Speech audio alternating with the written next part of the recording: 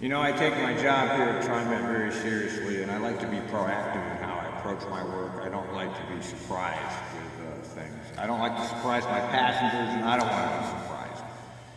So, you know, I can see that there's going to be problems in this schedule this time around, and I'm not happy about it, but, you know, I know there's basically nothing I can do about it because they don't really care what I think, and I know that.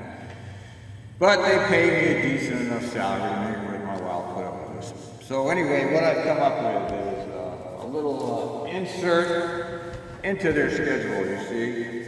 I will take their schedules and insert my little addendum, which they haven't addressed for myself. I know the facts of what's on the ground. The people who do these paperwork, they don't have any idea what's going on. They're in the office at a desk having coffee, whooping it up, and you know, I'm actually out here working. But anyway, having to be a kind of person that's proactive, I'm going to insert in the schedule the following statement.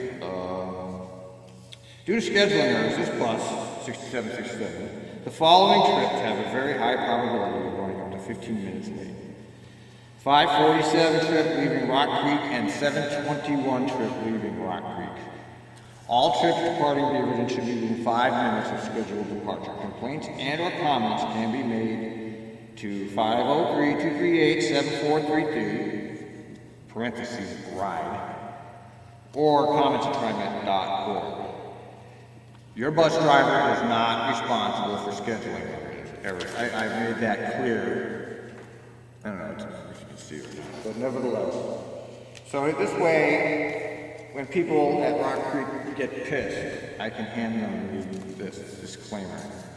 And if people ask for schedules going in the direction that looks like it's going to be late, I'll be ready for them. And I had this problem on 8 months, and boy, there were some pissed off people. I bet I was 45 minutes late on that. That was back when I went to Hayden Meadows. And I came up with a business card that told people who to call for complaints on these scheduling errors. So we as bus drivers here, we have to be proactive because the company isn't going to do anything to help us, you know. We're out here doing the job, and we're the ones getting the abuse. And you can't blame the customers for abusing us in regarding this because we're ruining this, you see. These people are isolated from any actual power, okay? They can't reach anybody either, right? So when they see us pull up and they're mad, you gotta be ready to absorb that anger. I understand, it's not their fault. Don't take any of this personally from the customers. They are more frustrated than us. At least we get paid, okay? So no matter what happens to us out here, we're getting paid to be here. The customers are trying to get somewhere, and they're paying for the service. Not only are they paying by fares, but they're paying indirectly through taxes. So they have a right to be pissed because there's nobody for them to complain to. And I understand that anger, and I think that it's completely justified. And, you know, with this little disclaimer ready to go, I will have to explain myself every time somebody gets mad. I just hand them this, and that's that. And you know, the other good thing about handing them something when they're getting angry is that it diffuses their anger because when you hand them, I found this out on the 8th. When somebody's railing at you verbally, if you hand them something to look at, it will change their train of thought, okay? They won't be thinking about talking to you. They have to read this, you see? So the anger is focused on something else.